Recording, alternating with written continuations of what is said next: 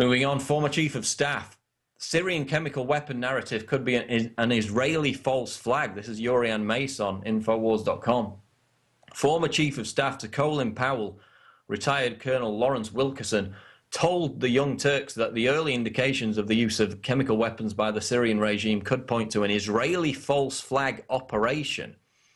Quote, "We don't know what the chain of custody is. This could have been an Israeli false flag operation. It could have been an opposition in Syria, or it could have been actual use by Bashar al-Assad, but we certainly don't know with the evidence we've been given." And of course, this comes amid increasing gains by the Syrian army. Yesterday, they recaptured Homs from the rebels. We've also got Obama repeatedly fudging his supposed red line on chemical weapons.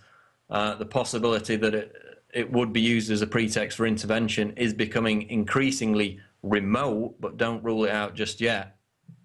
And then, of course, we've got sources inside Syria, including those high up in the chain of command of the FSA itself, saying that Western-backed insurgents have used chemical weapons, albeit on a limited scale, and that those instances are now falsely being blamed on the Syrian government. So we're already seeing false flags on a limited scale, but now Wilkerson is saying that Israel could be preparing to stage such an attack to grease the skids for an intervention.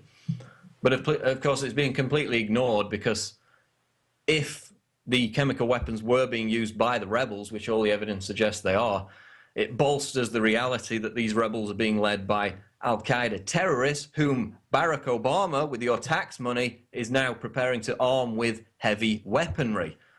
So Wilkerson's warning of a possible false flag staged by Israel reminds us again, just as the lobbyist Patrick Clawson said last year with regard to Iran, that the term false flag, the whole idea of this, is not a conspiracy theory. It's an extremely well-documented tool of covert warfare.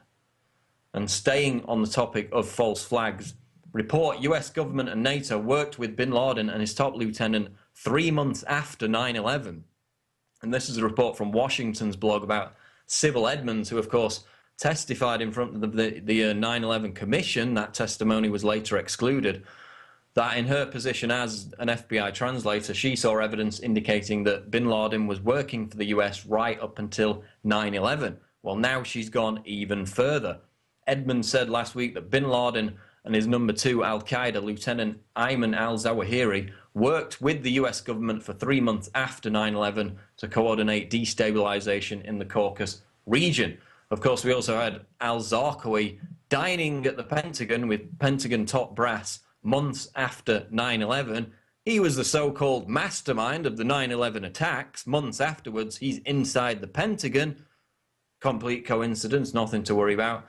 But now Sybil Edmonds is saying that 3 months after 9/11, there's clear evidence that bin Laden and his right-hand man was still, after being blamed for the attacks on the World Trade Center and the Pentagon, working with the US government to destabilize other regions of the world. So again, al-Qaeda, the best enemies money can buy, and that continues to this day at the moment in Syria.